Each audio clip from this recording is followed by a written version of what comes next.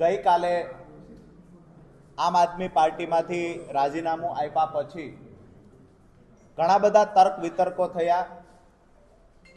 ઘણા બધા લોકોના મનમાં એક સવાલ હતો કે રાજીનામું શા માટે આપવામાં આવ્યું। ઘણા બધા લોકોએ સૂત્રો દ્વારા મળતી માહિતીઓ સાચી અને ખોટી ક્યાંક ને ક્યાંક પીરસવાના પ્રયત્ન પણ કર્યા। ક્યાંક ને ક્યાંક ખેડૂતોના મનમાં પણ એક શંકા ઉપજી, ખરેખર વાસ્તવિકતા શું છે, શા માટે રાજીનામું આપવું જોઈએ। તો આજે પ્રેસ વાર્તાના માધ્યમથી, આપ સૌના માધ્યમથી ગુજરાતના તમામ ખેડૂતો સુધી રાજીનામાના કારણો પહોંચાડવાના પ્રયત્ન કરવાના ભાગરૂપે આજે આપણે મળ્યા છીએ। ખાસ કરીને જેલવાસ દરમિયાન આમ તો હું જ્યારે જેલમાં હતો ત્યારે ઘણી બધી પોઝિટિવ, નેગેટિવ તમામ પ્રકારની વાતો અંદર અને બહાર થઈ છે। ક્યાંક ને ક્યાંક મૂળમાં જઈએ તો રાજુ કરપડાની શરૂઆત ક્યારથી થઈ?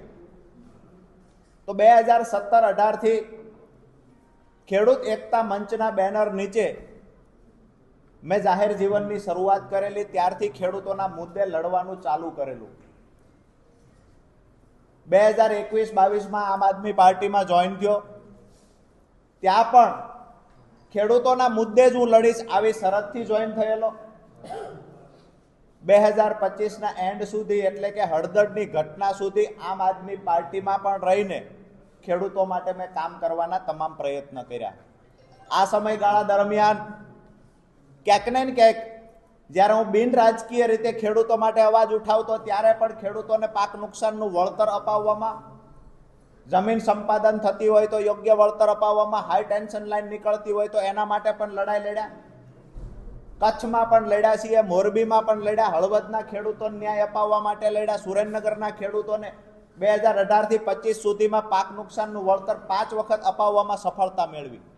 મૂળી તાલુકામાં સિંચાઈનું પાણી સ્કાવરવાલ ખોલાવવા માટે સતત સંઘર્ષ કરી અને 3 વર્ષના અંતે સ્કાવરવાલ ખોલાવવામાં સફળતા મળી, જેના કારણે દર વર્ષે અત્યારે તળાવો ભરાય છે।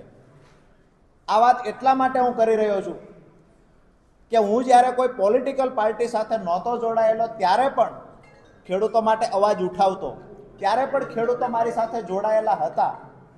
હું આમ આદમી પાર્ટીને મજબૂત બનાવવા માટે ક્યાંક ને ક્યાંક મને જે થયું કે કોઈ પાર્ટી સાથે હશું તો આથી પણ મજબૂતાઈથી લડાઈ લડી શકાશે, એટલા માટે આમ આદમી પાર્ટી સાથે હું 21-22માં જોડાયો।